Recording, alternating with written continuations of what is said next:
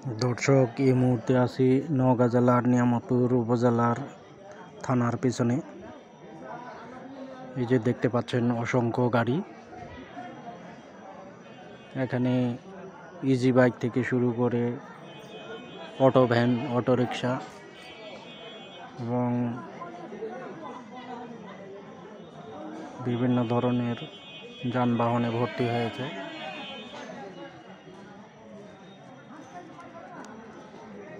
আজ হাটের দিন হওয়ার কারণে গাড়িগুলো পার্কিং করে রেখেছে।